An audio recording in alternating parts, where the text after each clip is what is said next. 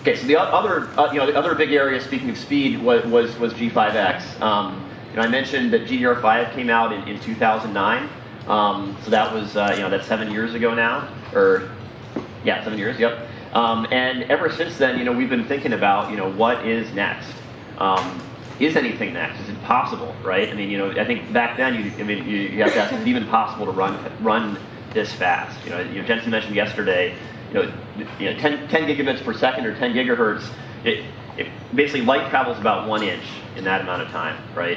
And this picture on the right this is a scope shot, basically capturing signals transitioning, right? So what you see and it's an accumulated shot of like thousands and thousands. That's why you see both top and bottom, right? So if we were triggering and you were sending a 1, what you'd see is that green.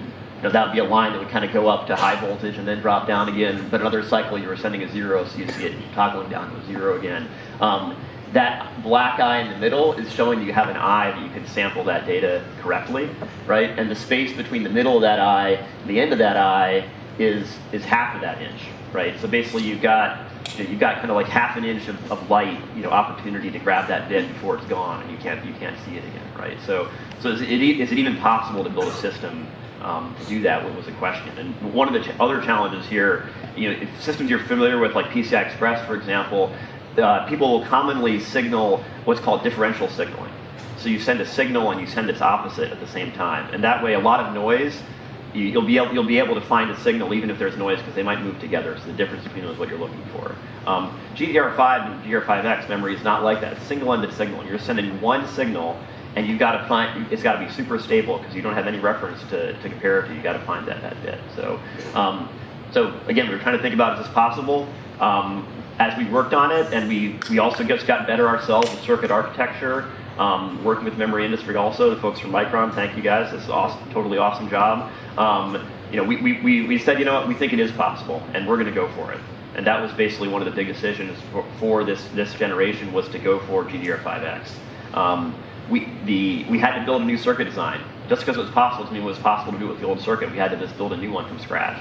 So it's a couple-year effort to basically rebuild that picture on the left is the I/O circuit design, basically to build a circuit that was capable of having bits flying at it in that half-inch opportunity, grabbing that bit off the wire and getting the next one. And then, of course, from there going into the core, getting that data at that rate coming back into the core of the chip to be received by whichever unit took it. So it was a huge amount of work, and it was again, this is whenever you can imagine, an incredible craftsmanship is required here, right?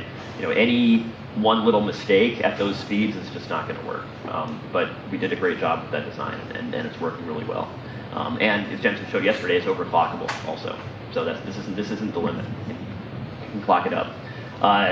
The board team had to do a really careful job on their side as well. As I mentioned, this is single-ended signaling. So any via capacitance glitch, thing that screws that wire up, you're going to be toast. So this picture here is basically it's a little hard to see, but if you look in the upper left there, that's basically a 3D image of the package of our chip, kind of tilted a little bit, right? And then that wire is a trace of the signal coming off of the chip, coming onto the package, coming down from the package to the board, and now you see the board here and the trace on the board, and then coming to a via that's going to go to those sites kind of in the middle and the bottom there are DRAM sites. So the board team had to take every single signal and test that signal by itself to make sure that it met the speed. And it only takes one signal with one extra via that has too much capacitance on it for the whole thing to not work. So the board design was very challenging for this to get it to run at that speed, but they got it done. So that was the second big area. So at the end of the day, that's our results. Is we got 1080 seems like an appropriate time to go at 10 gigabits per second, and that's and that's where we are. So we're very happy about that. So I think kudos to the team, kudos to our partners also for being able to pull this off.